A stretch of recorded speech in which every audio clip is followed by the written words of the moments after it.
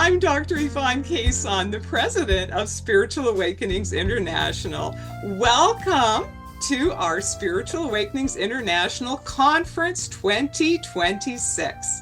It is my great honor today to introduce our next speaker and to give a special tribute to Dannion Brinkley, to recognize his induction into the as an honoree on the Spiritual Awakenings International Circle of Honor.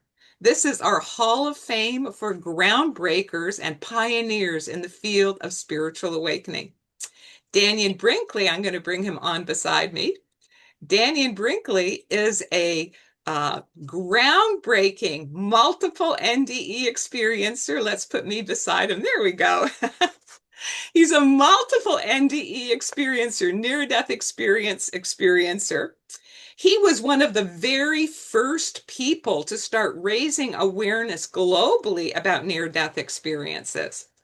Dannion was struck by lightning in 1975, and he was listed as clinically dead for 28 minutes. His resulting near-death experience with profound panoramic life review totally changed his life. He very courageously shared his remarkable near-death experience story in his 1994 New York Times best-selling book, Saved by the Light, which was later made into a film. Dannion is the author of a book series, Saved by the Light, At Peace in the Light, and The Secrets of the Light. His award-winning books have been translated into 22 languages around the world. Dannion is also the founder of the Twilight Brigade. The Twilight Brigade is one of the largest end-of-life programs for veterans, and he's also the founder of the Brinkley Foundation. So thank you, Dannion Brinkley, for your courageous, groundbreaking work, and congratulations on your induction into the Spiritual Awakenings International Circle of Honor. Congratulations. Thank you. I now turn it over to you.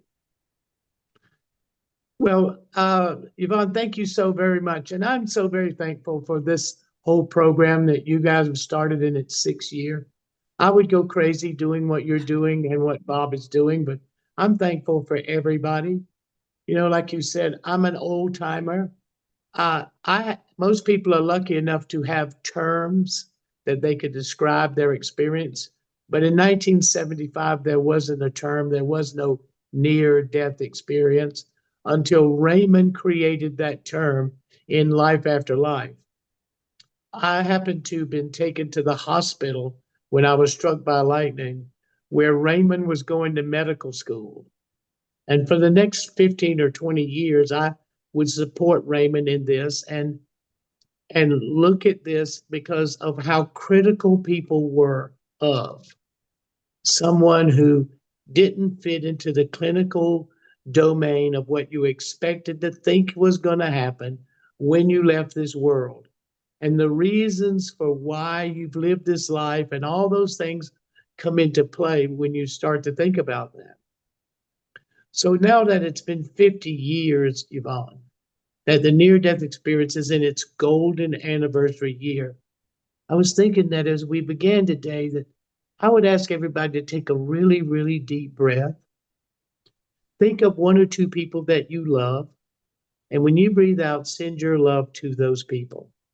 And let throughout today and tomorrow, as we go through all these speakers, let's, as we breathe, we think of people we love and send that love to them as we absorb the knowledge being passed by everybody.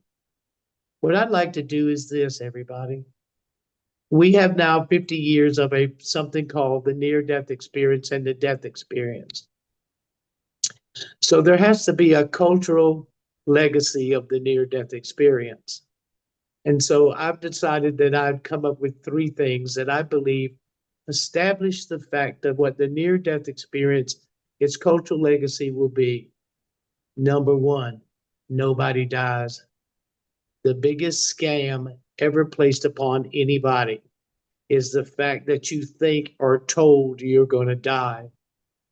And basically, all the reasons you're told that's going to happen to you after you die, and all the things that you're supposed to be doing here religiously, institutionally, and governmentally are that dictates what the afterlife is.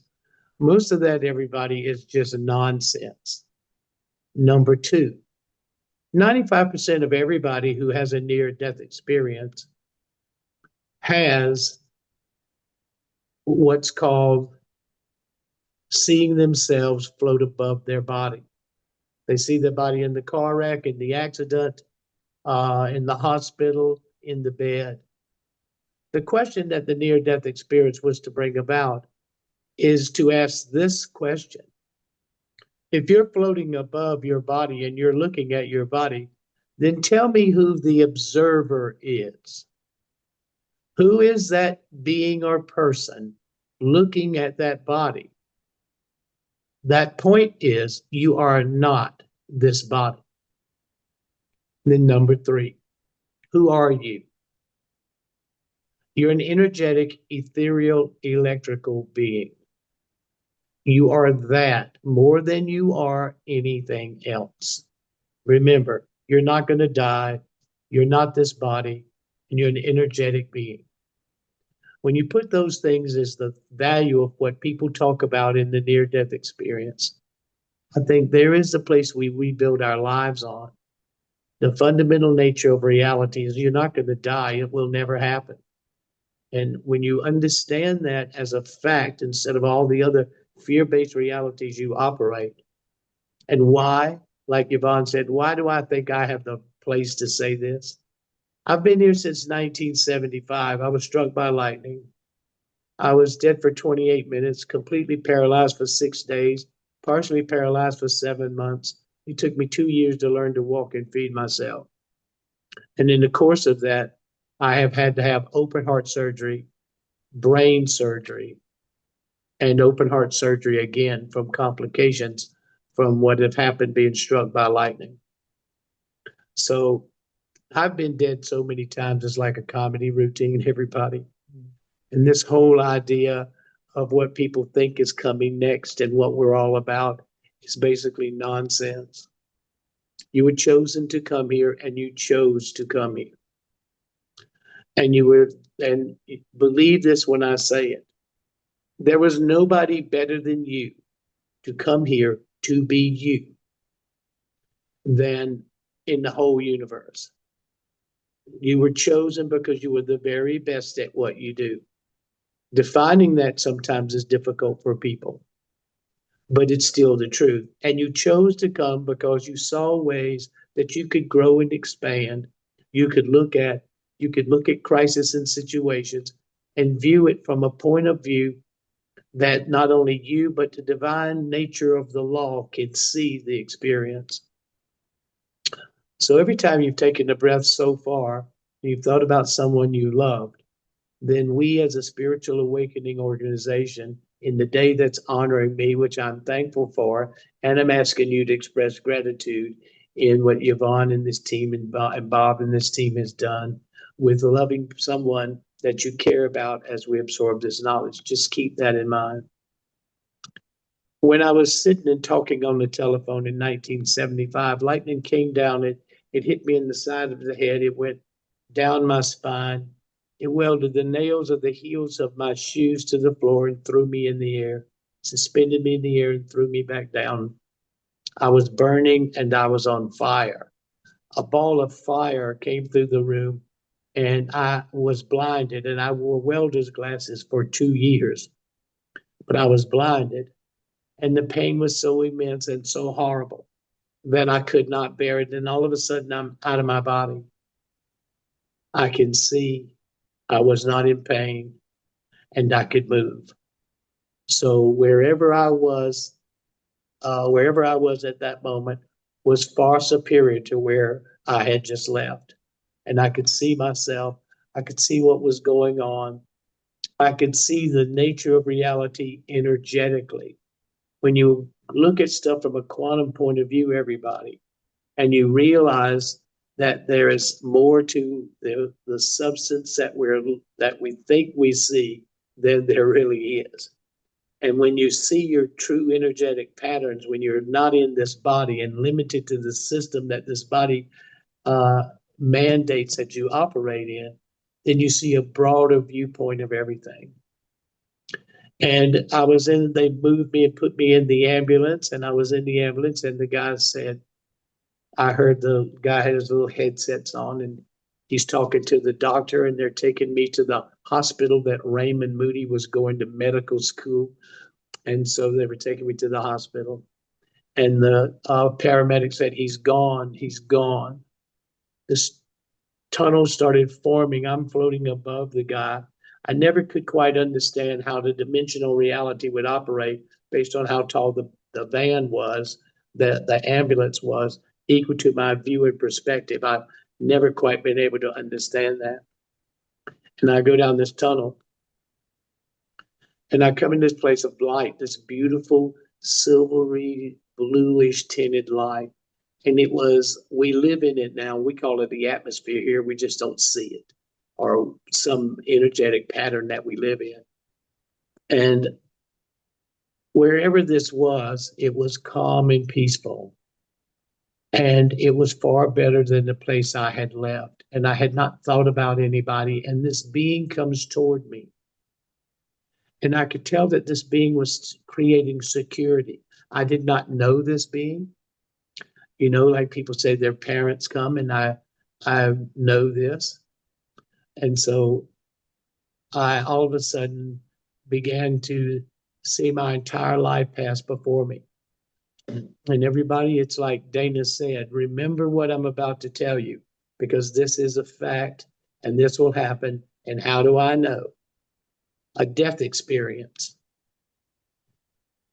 3 near-death experiences: open heart surgery, brain surgery, open heart surgery, clinically resuscitated. And then I had to be resuscitated twice in that same week in 2018. And so I have a pretty good idea about how this works. And so I saw my life pass before me, and so will you. And you see it from a 360-degree panorama, realizing that you've never missed a single thing that ever happened in your whole life. You've never missed it. You know how many hairs was in the nose of the doctor that pulled you from your mother, to give you an idea. Then you watch it from a second person point of view, as though you were your own best friend. Because you know, when you're your best friend and you're feeling too much about yourself, your best friend will calm you down. Or if you're feeling depressed or sad looking at your life, that friend lifts you up. So it's a divine sense of humor, I would say. And then you will literally become every person that you've ever encountered. And you will feel the direct results of your interaction between you and every person you've ever encountered. And it's never about the action as much as it is about the intention. Why are you doing what you're doing? Well, I grew up basically a tough guy, sports, fist fighter, street fighter, brawler, jerk. And then I discovered the Marine Corps, which only exacerbated all of that. And by the time I had gotten to 1975, I was not the best person you'd want to know. And I had to see that. I had to watch myself and see the reasons why I did what I did. We're all going to face ourselves. We're all going to face ourselves, but the nature of it is not as judgmental as you think it is. I mean, it's not as judgmental, but I'll promise you this is a question that you will be asked in some form. If God couldn't come today and God sent you in the life you just reviewed, what difference did you and God, or you and the divine, make? God couldn't come today and God sent you in the life you just reviewed. What difference did you and God make? Well, at that moment, we had not made any difference. Some small minor things about looking after a dog or something like that, helping an animal, but it was never anything but a selfish, narcissistic, ego-driven macho man. So when that happens, everybody, it's like what Dana said. That's a God's a God's a God spark or a God slap. At that moment, I knew what my life was about. You know, the loving thy neighbor as thyself and doing to others as you would have others do unto you, and being in a physical form with the confines and the constructs of what's going around us, and that we have to breathe, we have to eat, we have to do all kinds of things at the same time as we have to be spiritual beings and be kind and loving and caring. And that's the complications of how tough this system is. But only the best of the best get a chance to come here. Only the best of the best, which you are. If you're listening to me, you are one of the best there is at what you do. There is, I'm telling you, that's part of the rules and how you get here. Okay. And then the next part of after I'd faced myself and realized I had nothing to show. Then I went to this place. This being stayed with me, and I went to this places like I call the crystal cities because they were like cathedrals built of glass, like glass. You could see form and you could see a nuclei. And I came into this when I went to go into this building. This being that was with me either merged with me or its job was done. I think it merged with me because I could feel that presence, but I'm not going to say it because it's not, I can't say it emphatically. And I came into this cathedral, and I was, these 12 beings appeared before me. And then a 13th being to the right. And the 13th being was in control, and it would designate a being. And that being would radiate to where, I mean, all the colors of the spectrum. And it was beautiful how it would just do this, radiating outward. Now I would only see that being. And when I saw that being, it would come send to me what now I would call a laptop, like a laptop we have now, but I didn't have that in 1975 and 1977 when I wrote all this down. And it was a series of events. I would see this series of events. And I didn't know what these events were. I didn't know they were going to be the probable possibility of the future at the time I got them. I was told that after. And so I watched events through each of these 12 beings. What's when I wrote Saved by the Light, Paul Perry and I wrote them as the boxes of knowledge, the probable possibilities of the future if we keep doing the same thing we've always been doing. And they said 30 years down the road. Well, we kept doing the same thing, and we've been in wars and more wars and all of this. So I think that one of the big questions about what happened was when they were going to publish Saved by the Light, they didn't want to put the boxes of knowledge in there because it had been probably 17 or 18 years since I wrote this down, and the publishing of Saved by the Light. And because some of the prophetic visions that I had written down were to come true in that particular time frame, and the publishers didn't want to publish this because if it didn't come true, the fact that they were the sales were so outstanding, and that, or they thought were going to be outstanding, and that it would destroy the book's credibility. But I said, look, then I'm not going to publish this book, everybody. Here, you can have your money. I don't care. And I'll tell you why. If these things come true, it never was me. It was these beings of light and what I saw when I was, quote unquote, dead. Okay, so I told the publishers, I said, if this stuff comes true, it means there's a life after death. That's what it means. And if it doesn't come true, then like all of you are telling me, I was hallucinating. And the near-death experience didn't happen, and there's no such thing as a near-death experience, and you're either going to heaven or hell, Or are you going to, depends on which religion you are, what of those principles they are, whatever it is, you're going to go one of those places. Well, none of that's really true. Okay, you're not going to go any place for any of those reasons, basically, other than if God could come today and God had sent you and events that you've seen in your life, what difference did you and God make? Did you put your hand out? Did you pat him on the back? Did you buy him a sandwich? Did you do something calm with all the problems and crises that you have every day? Did you stay calm, loving, and present? Do you realize that that's that opportunity that the divine can move through you into those events that are troubling and causing people problems?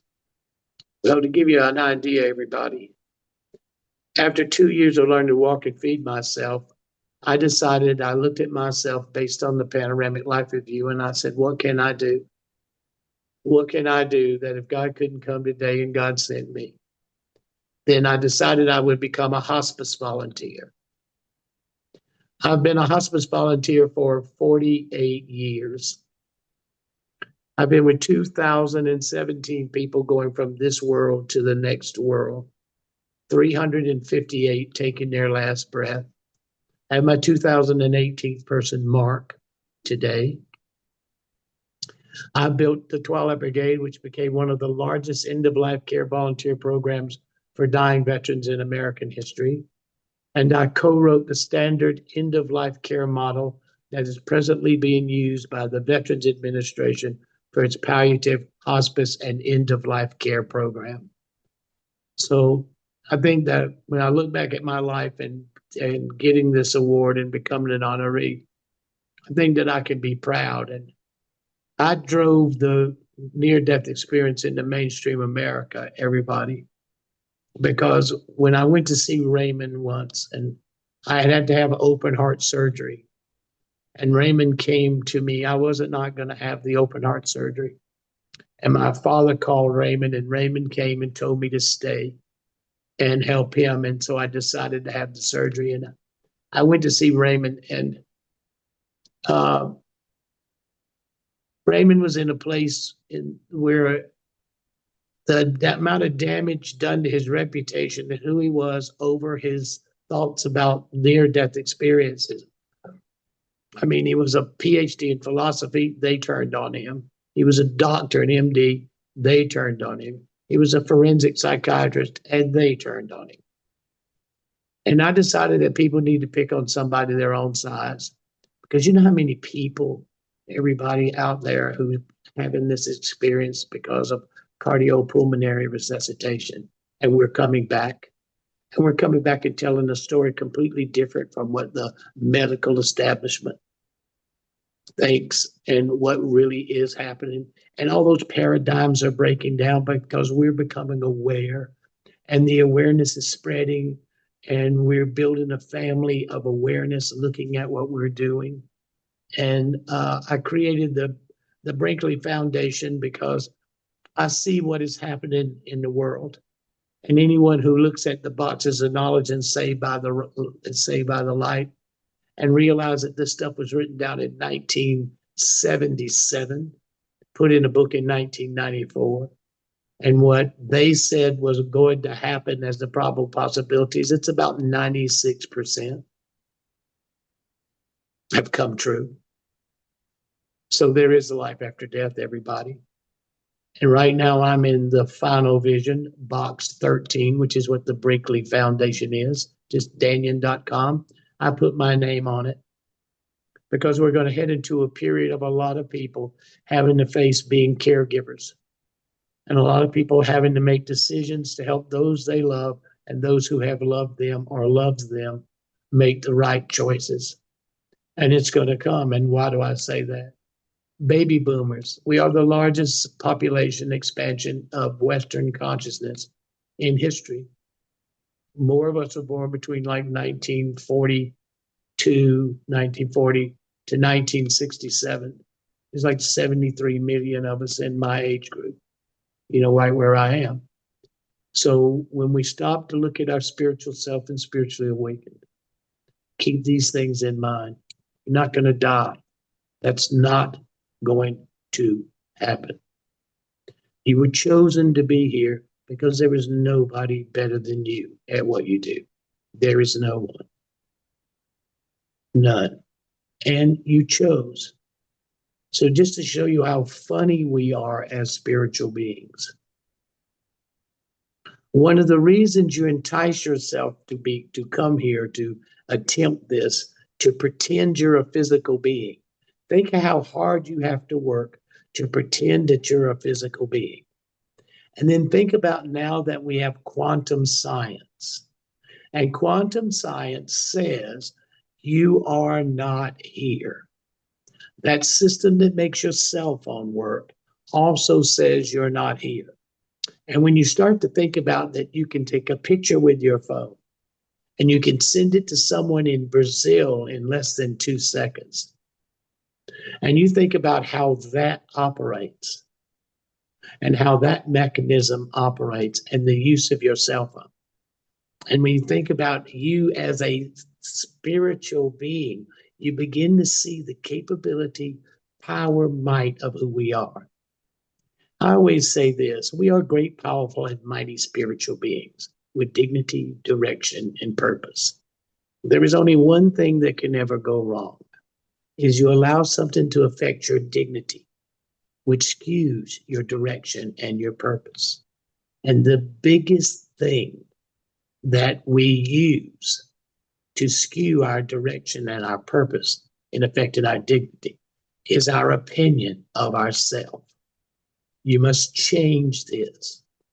If someone can possibly get you to believe you are separated from the divine force and trapped on a planet waiting to go to hell. I'm from South Carolina. Everybody goes to hell in South Carolina. Yeah. So, and I've been told I was going to hell since I was about 5 years old. So I haven't been there yet. So I'm pretty sure they missed a chance at me. So when you stop long enough to look at who you are as a spiritual being, and you look at it from that point of view, the amount of awakening that's going to come and the amount of revelatory events that you're going to awaken to, much like what Dana was describing in the things that's happened in her life, then this is what we have to be ready for. We are spiritual beings, even in physical form, and you're not very much physical. The body is made of physical, atoms are made of neutrinos. Neutrinos make up atoms. Atoms make up molecules. Molecules make up cells. You have 35 trillion cells. Let's say you have 35 billion cells that make up your body. If you took all those cells and you put them under an electron microscope, every cell of every organ in your body, you put it on an electron microscope, it would be 99.9999999% empty space. That's a fact, everybody. So you are not even here when you get down to looking at it from a physical matter. You have never been separated from the divine force. You will never be separated. It is not possible to be separated from it. So how do we have to look at ourselves? We are either a solid, a liquid, or a gas. Before 1904, on the periodic table, there was an element called ether. It disappeared in 1904 because of the advancements of electronic and integrative energetic medicines. Rife, all these things were coming into play. And if you had a framework to identify it medically within the periodic table, then it would interfere with the pharmaceutical companies being able to take control. Remember, what I'm telling you is the truth, everybody. Okay, and so once that, they had to erase it until quantum came. And now we have a fourth form of matter called plasma. It's still ether, but they couldn't hide it or take it away from us anymore. So when you look at ether or plasma as one of your states of consciousness, mental,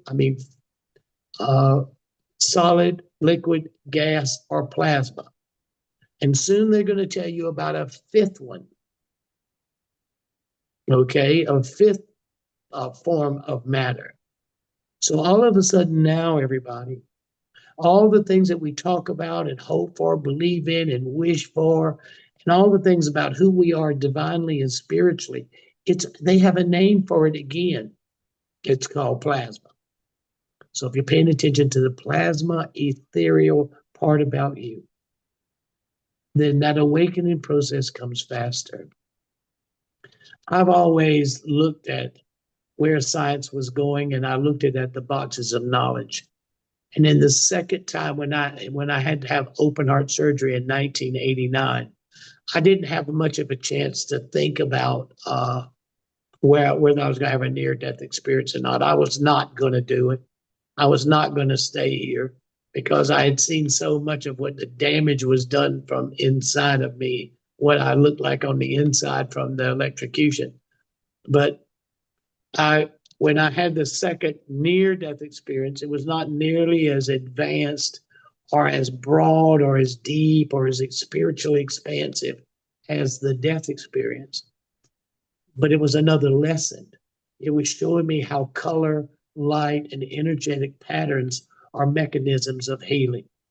Energetics. We have to look at not pharmaceuticals. We have to look at the electrical nature of ourselves, everybody, to identify with the plasma ethereal side of ourselves, because that is the key to who we are as an energetic being, since we're basically empty space.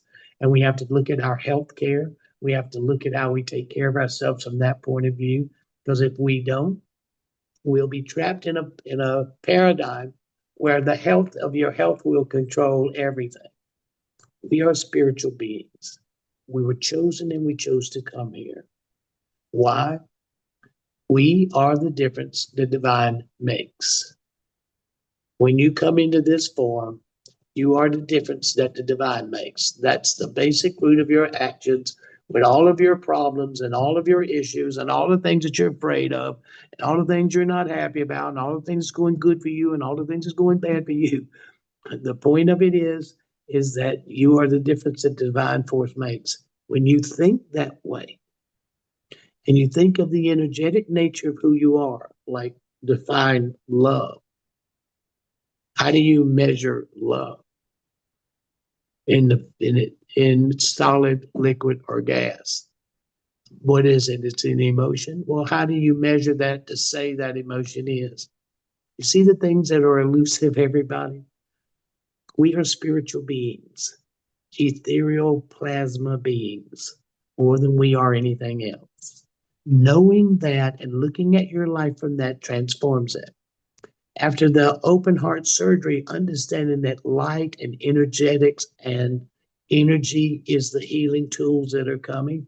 That's what the Brinkley Center is about. And then I had to have brain surgery.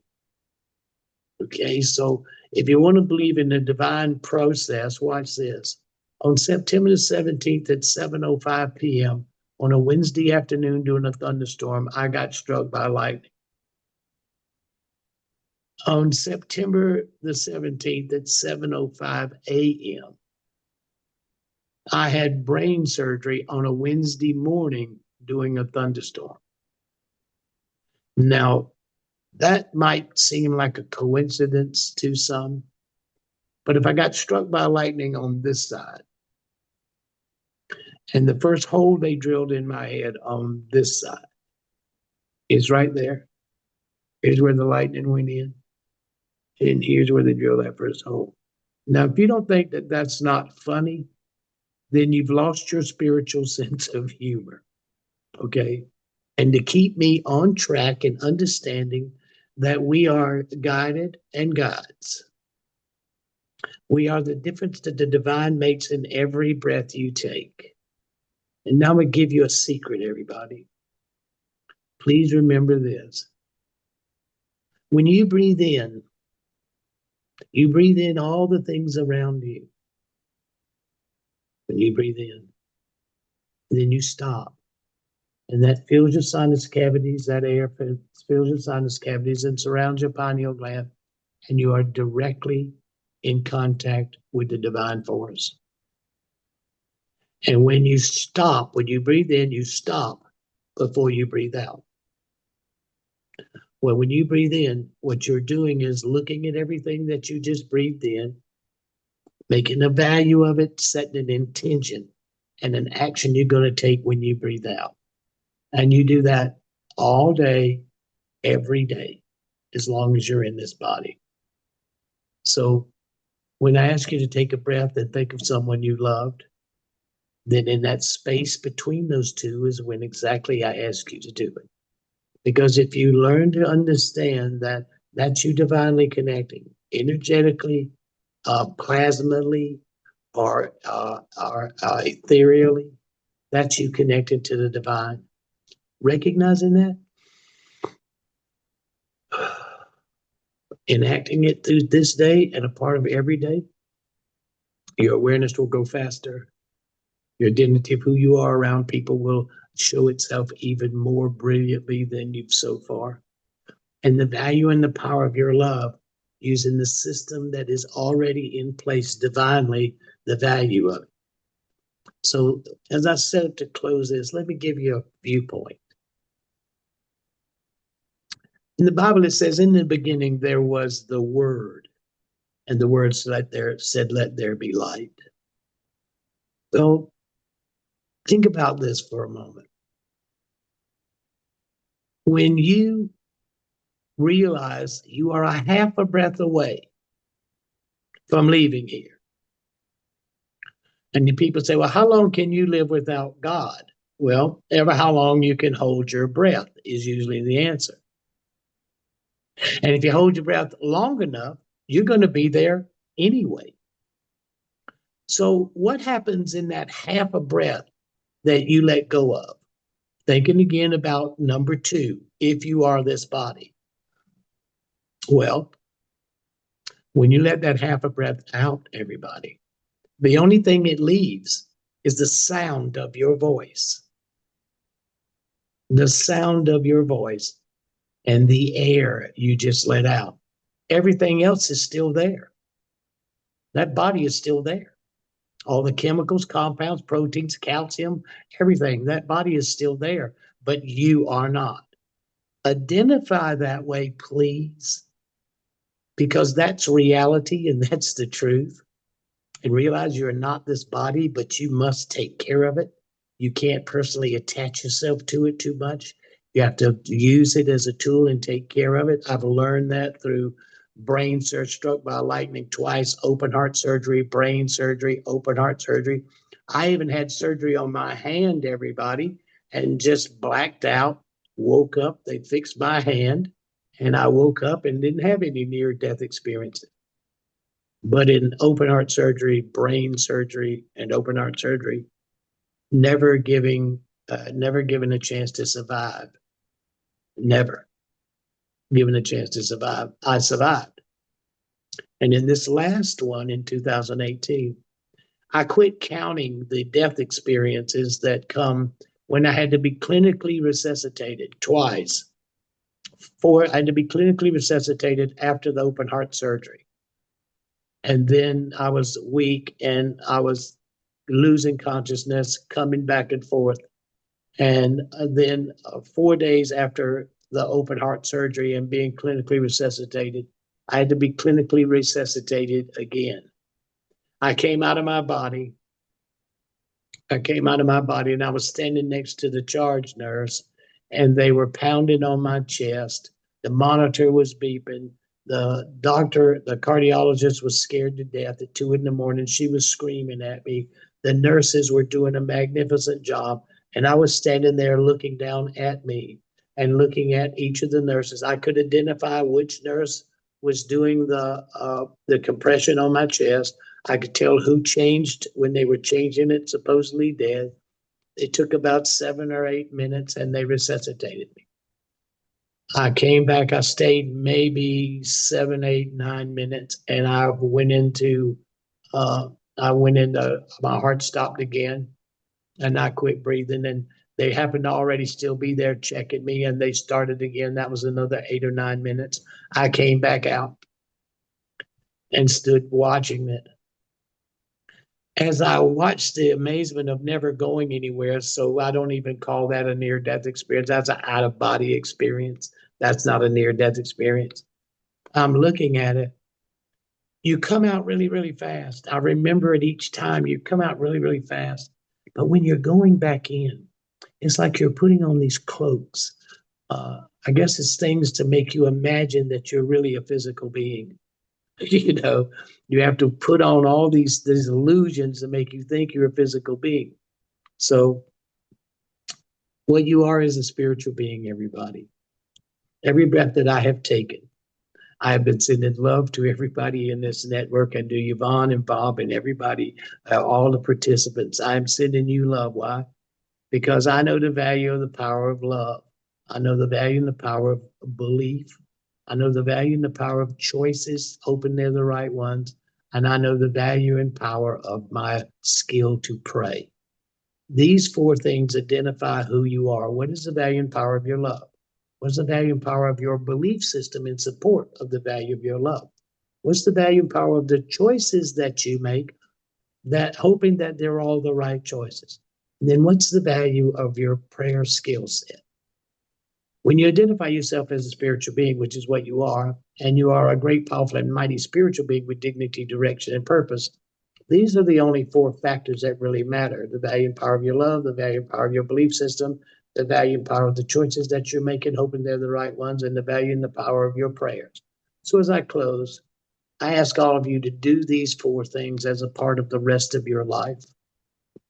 What is the value and power of your love? What's the answer to that? What's the value and power of your belief system in support of the power of your love? What's the answer to that? What's the belief in the choices that you're making, hoping that they're the right ones? What's that answer? And I believe the most important is, what is the value and power of your prayer skill set? Mine is my breath, and my religion is hospice, where two or more gather in my name, so shall I be among you. I can tell you, after 48 years in hospice, if you ever want to see if the divine keeps the divine's word, then hospice is the place to go. And every one of you will be a hospice volunteer and a caregiver sooner or later. So being aware, getting your friends to come and join to be a part of the spiritual awakening community. And I'm just Dannion.com, and I'm Dannion Brinkley. Just punch up Dannion on any on any search engine, and I'm that freak show. I mean, that's me. You can find me. And I want to thank everybody for taking their time, their effort, and all the people who've donated to support what Yvonne is doing and what Bob is doing. And put them in your prayers, and with everything possible, give them as much love as you possibly can. And if you get a moment, send a little my way. I'm thankful. And Yvonne, thank you for having me, and thank you for letting me come and be a part of this program this morning. Awesome. Thank you, Dannion. What a fabulous and inspiring, uplifting presentation. Thank you for your But sharing. but Incredible. but Yvonne, it's the truth. Uh-huh. If I'm going to be every person that I've ever encountered, and I'm going to feel the direct results of my interaction between them, do they think I would be telling them a lie now? That's insane. So, I'm gonna tell people, just tell them the truth. and you did a fabulous job. If people have questions for Dannion, please put them in the chat.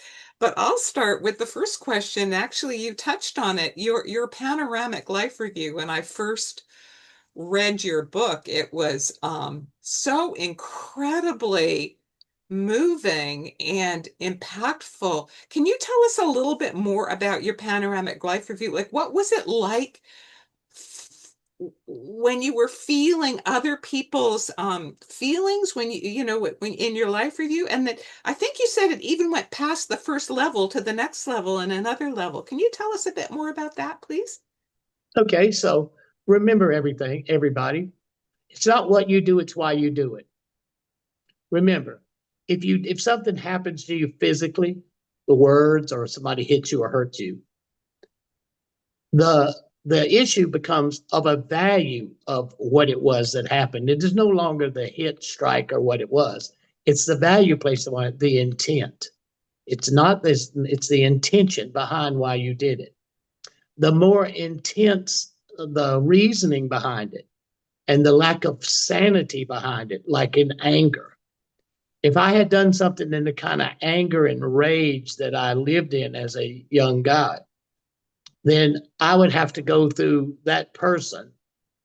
And then the family members who, because I did it in rage, not in honor or all the things that war and, things create, then I would have to go through it from that person feeling it to the ones who will never feel him come home, or to the children. So it's the intensity at which that you focus it and the value of that intensity. Whereas some things I did, but I was defending or protecting something, and the whole value of it as I felt it was not near the damage I was doing to what is the ethereal world, the damage I was doing by my method. So remember, no one's going to get away with anything. And the system is fair and just. And in your life, you have to listen to what I'm telling you and then think about a system of rationalization you're going to use in everything that comes into your life. You're going to look at a system of rationalization. How am I going to view this, and how am I going to look at this, and why am I going to look at it this way, and how am I going to react to it? Okay. And you will do it really, really fast because it's the natural spiritual way of who we are as divine beings. I have seen us, Yvonne. Nobody fools me about who they are, how they got here, why they're here, and what the rules were that allowed them to get here. Awesome. Thank you, Dannion. We have a couple people, Linda and Pierre, who are both interested in box 13. And can you share a little bit what's in the last box of of the boxes? Sorry, what were they called? The Boxes of boxes of knowledge. Yes, knowledge. boxes of knowledge. Yeah, what's in box 13? And Well, think does about, it include sort of the spiritual awakening on the planet? Can you elaborate on this a little bit? well, nothing's going to stop the spiritual awakening on the planet. And let's say you were a Mayan. Let's look at the Mayans.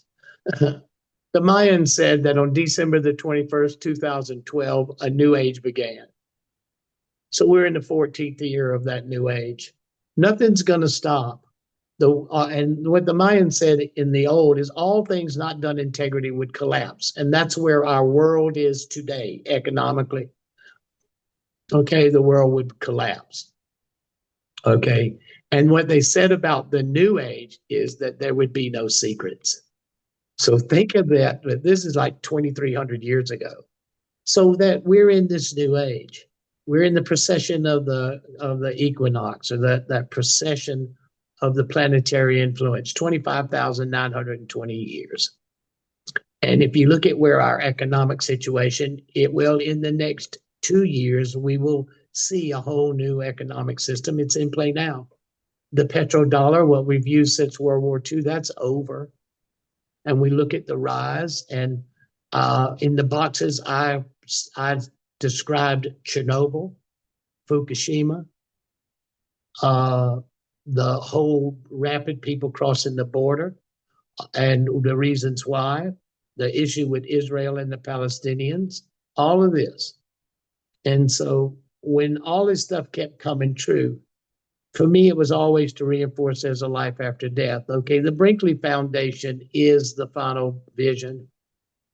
If anybody wants to see how much fun I really am, then go on YouTube and look up Joan Rivers, Dannion Brinkley, and a near-death experience. And long before I wrote Saved by the Light, I've been doing this stuff since the 70s about programs about how you escape this reality that's not drug induced. You know, there are ways and methods by which energetically that you can release from this body and look at who you really are. So when Joan Rivers had Raymond and I in a bunch in the 90s, like 91, and if you go on YouTube and look at Joan Rivers, she was a little snitty when everybody made fun of people who had been dead because we were all crazy and lunatics and we were hallucinating and it was the work of the devil. And if you went to the tunnel of light, you were a Satan worshiper because Lucifer was the morning star. And now there are people saying that this is a prison planet and that they just recycle you back and forth and there's an ether over the earth. All this stuff is what's coming out now, and all this UFO stuff that's being released. I just think it's wonderful. I mean, how in the world can anybody think that there are not other beings and uh, other consciousness by the sheer number?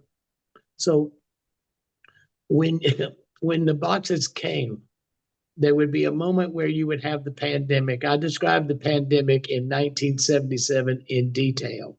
I even named the players and the characters.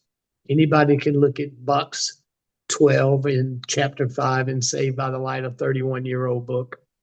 Then you can see in detail, and what would have to be in place is an energetic position, a way to look at yourself electrically and energetically to deal with the issues that are coming. And most of the people are not dealing with the fact that the world is changing. The world I was born in 75 years ago is gone. The remnants of it is there, but there is a new world coming and nothing's going to stop it. Opening up your mind and your heart, taking deep breaths, hold, send love to somebody you know, and breathe out normally. Make it a part of your life. Because once you do that, then you are co-creating. Thank you, Dannion. I don't know if you're able to answer this question, but Victoria has a question. She says, I'm confused when I watch someone tell their near-death experience story and they report that they went to hell. What are your thoughts about people who report hell experiences? Well, I think they had it coming, you know, because I have been studying death for 50 years and I live in it. I'm a hospice volunteer. And when you listen to a near death experience story, if that person doesn't make the panoramic life review the center focus of the story they're telling, equal to the story they're trying to attach it to, whether it was Jesus or God or someone coming to show them the way or their revelations of the future. I wrote the stuff down. Okay. And I didn't see Jesus or God and any of that. And I know better than that. You frame it in such a way, trying to find a language, Yvonne. When you go through this, think of 1975 trying to find words.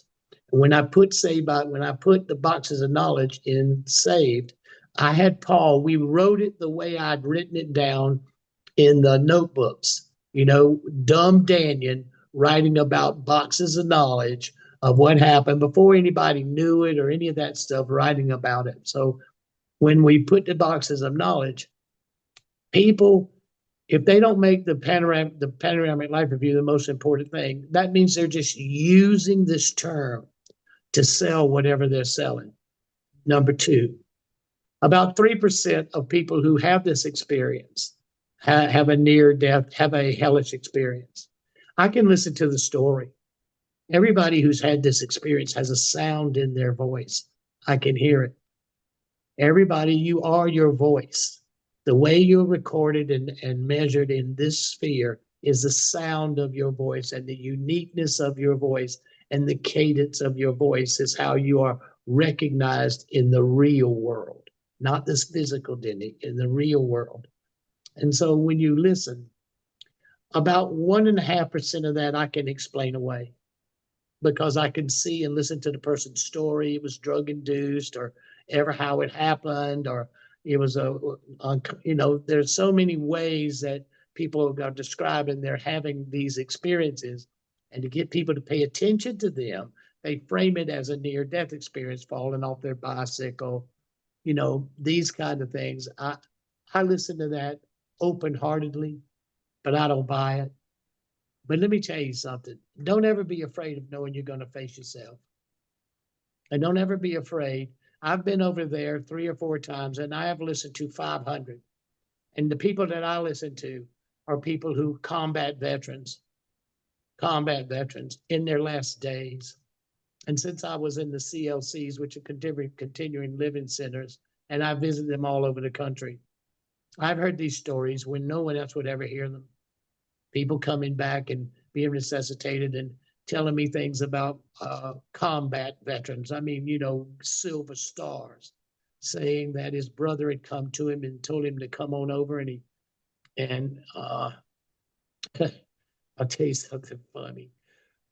I had a guy, and I've been with so many veterans, and please excuse the kind of risque. Uh, I had a guy wounded, Silver Star, 2 Bronze Stars, and a Purple Heart.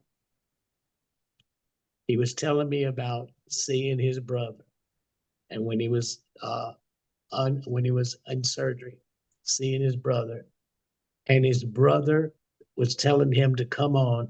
It would be okay if he came with him now. And I said, "Well, what happened then?" And he looked up at me and he said, "The first thing I thought was that son of a bitch was dead." And he said, "I woke up." Now, that's not, I'm sorry how to say it, but if you were sitting there and you were listening to this guy describe seeing his brother, and without any of that cosmic stuff attached to it, and him realizing that that brother was dead, and that's what brought him back, then it was his choice to come back. That's incredible. Can you, Nobody dies. Nobody dies, and nobody's going to hell. Okay, nobody dies, and nobody's going to hell. We frame it. Remember, where did this going to hell crap stuff come from? Pope Leo read Dante's Inferno and ripping of the flesh and all of that stuff. When you're going to go to hell, they're going to be ripping of the flesh. All right, well, let me ask you something. When is this flesh ripping business going to happen? When is this emotional torture going to happen? If they're going to rip your flesh, they're going to have to get you out of that box that's in that concrete vault in the ground. And then they're going to have to take that to hell, and they're going to be ripping that flesh up. Do you know how stupid that sounds to me? That is stupid. I mean, where I went, you think I want my body to go with me? Okay. Like, look, I told everybody, I said, what I want to do is be cremated. I mean, do not resuscitate. I want to be cremated. I had no chance. I'm not going to give them a chance to send me back again. I'm figuring this crowd out now, Yvonne. I have another question for you. You were mentioning, that you've been at the bedside of many dying veterans. Thank you for your service, and thank you for being of service to other veterans. I just want to say that uh, sincerely in my heart. But Yvonne, let me say this. Remember, I turned out to be a really good guy because I'm smart. I know better. I wish I could say that all those really nice things that people say about me. I know too much about me to be impressed.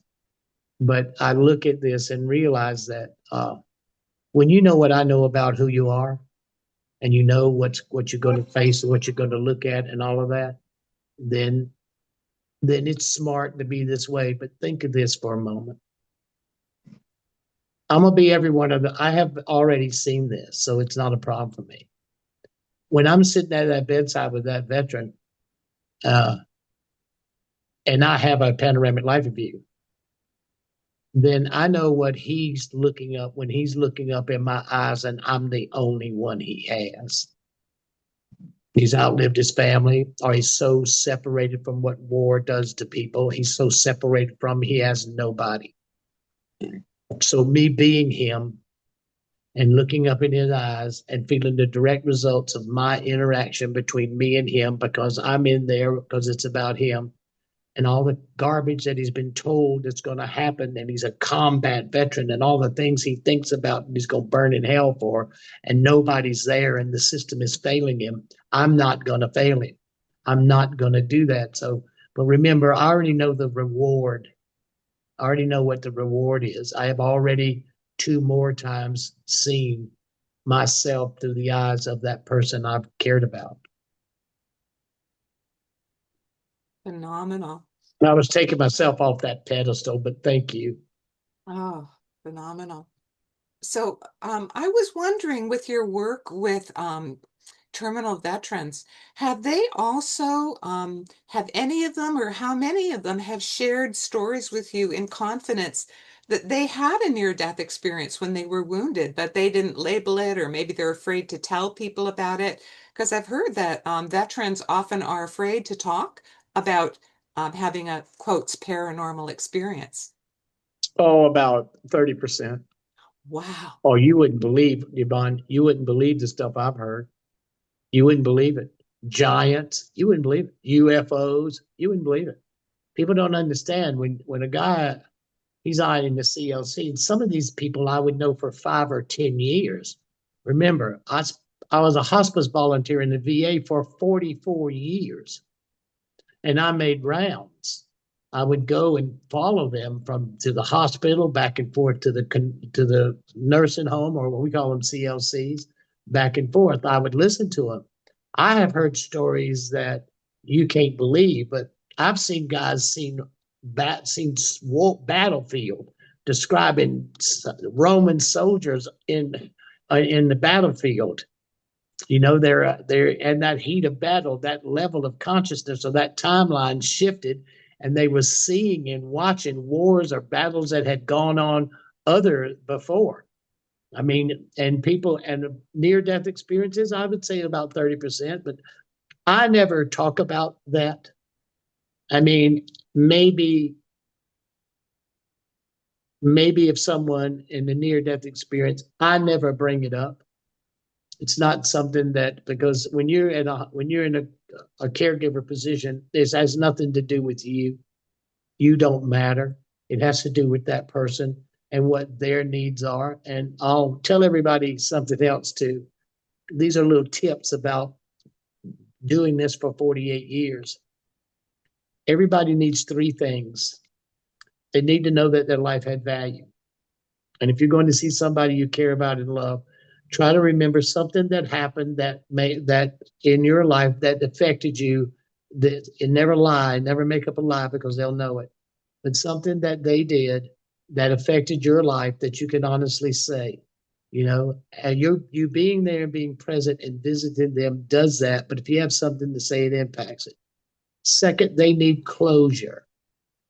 Okay, how would you structure closure without being weird, strange, or everybody else in the family calling you names? As you would say, no matter what, you would say, hey, look, we can't sit here and watch Jeopardy till Jesus comes. We can't sit here till Jesus comes and brings them angels and he takes Satan and throws him in the lake of fire. Okay, we can't just lie here and wait for that.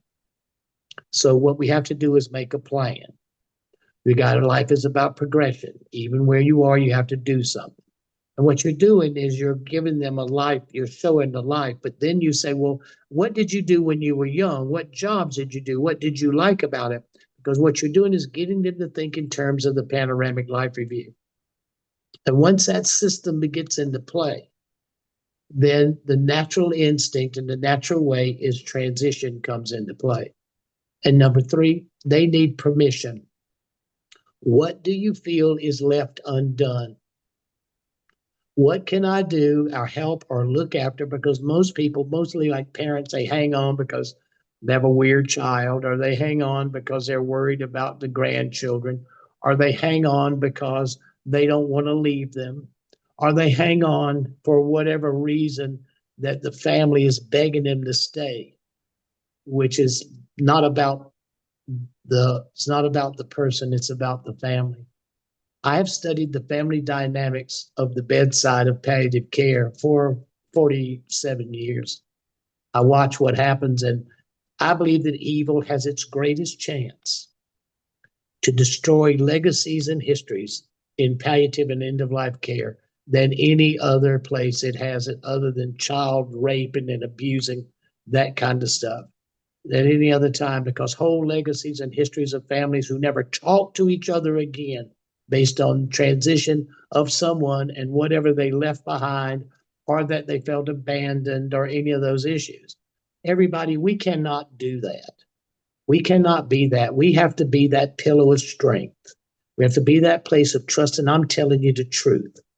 And if you follow it and give permission and you set up a way and you show that their life had value, then the process does it on its own. I mean, I hate to say that family members will be leaving sooner than you would expect, but the system is the system. It's designed, and because of modern medicine and its understanding of chemistry and electricity, they can keep that body working and keep you trapped in it a heck of a lot longer than you should be allowed to or is necessary for you to complete your job. Remember, you come per breath. You measure your time here based on breaths. Wow. I have another question that is looping sort of earlier in your talk today when you mentioned Looping. something What does, amazing, which was that you were taken to the hospital where Raymond Moody was in training. And I he mean, was going to clearly, medical school. this looks like the cosmic setup. What's your perspective on that now? I watched Raymond. I mean, Raymond didn't have a near death experience. And Raymond Moody's one of the funniest human beings that's ever breathed air. But all of his friends are dead. Socrates, Plato, all his friends are dead. So it was hard. But I watched Raymond coin the phrase, the near death experience, and he put it in his book. And I met Raymond. Raymond and I were friends. I think we're friends now. We just don't talk to each other. But I spent 20 years with Raymond. I mean, I would push Raymond to get it out there because you know how many people have this and have nowhere to go. You have something that is so revelatory, so amazing, and you have nowhere to turn, and everybody tells you that you're having a psychiatric breakdown, or everybody tells you that it's hallucination, or it's oxygen brain deprivation, or temporal lobe seizure. Well, when I met Raymond, and I'll say this in all honesty, I wouldn't have made it if I hadn't had Raymond because he asked the sanest questions. His questions were sane, and he asked the right kind of questions. And as I would listen to him, and then he would introduce me to a couple of other people. And in the early days, I remember when it was just me and Raymond and Andy, Vi, John. I mean, it's like 5 or 6 people that would meet at Vi's house. And this is where that movement began. And I would go with Raymond. If Raymond, I won't say Raymond's shy, but Raymond's a little reserved. And Louise, who was his wife then, Louise would call me and I would go with Raymond. I mean, and I would be supportive of Raymond. I never talked about my experience, but I knew the answers to the questions because I'd already been through 2 by then. Well, I think in the divine plan, you were perfect for your role. And people have asked me, somebody asked this question, so I'll ask it of you. People ask me that. Why do you think you've had so many near-death experiences? So I'd be curious to hear your answer. Well, I think mine is this, and I have a couple of views on it. One, when you get struck by lightning, I mean, you have to understand there was no way I could have survived it. If the nails in the heels had not welded to the floor, I would have exploded. Okay, there was no way. And then that whole course of action. And in 2018, when I had the second open heart surgery, the doctor told my brother and sister, and Catherine told them that if you could see what he looks like on the inside, you would never imagine looking at him from the outside. She said the amount of scar tissue and damage on the inside, his heart, his lungs, all across his back where the vertebrae are fused together from the lightning. She said, and because they didn't think I would make it, because she had come to tell them that I had, he told my brother said, well, try to resuscitate him. And so they did, and they brought me back. I think it's also this reason. Let's get philosophically spiritual. I believe that the battle for the souls of humankind would be fought in healthcare. I have believed that ever since I went through this in 1975. I've designed my entire life to be around end of life healthcare and looking at healthcare. And I've been in the VA and the healthcare system, recognized as an expert in palliative and end of life care and integrative and energetic therapies. I understand the nature of it, and I've been there. So I think they kill me every 10 or 15 years just to keep me up to date. It's like continuing education credits. It's like it's like continuing education credits, you know. They have to bring me up to date on all the new technology. That's fabulous, Danny. Thank you for that perfect answer. That's similar to the answer that I gave when asking that question. It's like, well, it's a refresh course. Keep me on track. Yes, you're supposed to Well, be. but it also I get to see things from a different angle. Like this, the last one, I always tell people with the open heart surgery, never want to know everything, because going into that last one, I mean, it was hard. And I know that when I was being resuscitated, I was fighting to decide whether to stay or not. Should I stay or not? Knowing what I'm gonna go through, knowing the kind of what I'm the kind of pain and the stuff I deal with, knowing that I'm gonna have to finish this job, that I want to finish this vision, then you I always tell people I know the reward. I know what you get. So it's not hard for me to do it. It's not hard for me to go through it. And you're not going to argue with me about what I know about healthcare on either side. I mean, I have been every aspect of that moment of the last breath, what leads up to it, what happens then. And then if you come back, I knew there were 7 levels and I have seen 4. In each of these major experiences, I was aware that I was passing through some of the same things over, but I was going to levels of consciousness that were more refined for me to consume and understand how it worked. I'm a notorious patent reader. I mean, I'm spastic. I can't chew chewing gum and dribble, and I can throw a punch, but I don't have coordination and I couldn't build anything. So I always want to know how it works, how you take it apart. I could never put it together, but I look at patterns and I'm always curious about how things truly work, in the energetic and ethereal level. But watching where we're going and watching how we're dealing with this and knowing that if you took a good look at the book of Revelations, whoever's designing the kinds of wars and the things that we're seeing, because we now know that this is all controlled and developed, whoever's doing that is designing it around the book of Revelations. I mean, if you see it, it's not the book, but they're designing it that way. So being able to watch what's happening from that point of view is pretty interesting. Awesome. Well, thank you, Dannion. This has been an absolutely phenomenal and fascinating presentation. Thank you so very much. And congratulations once again for your induction into the Spiritual Awakenings International Yeah, Circle of Honor. but thank you so much, Yvonne. Thank you. And Thank thank you. everybody that's participating. And please, everybody, please take that breath. You got all day, you got 2 days of great speakers. Stop in the middle of as you're listening to each of these. Take that breath, think of somebody you love, and maybe expand it to 2 people or 3 people or 4 people, because by the end of tomorrow, you should have half the world being loved by you. Awesome.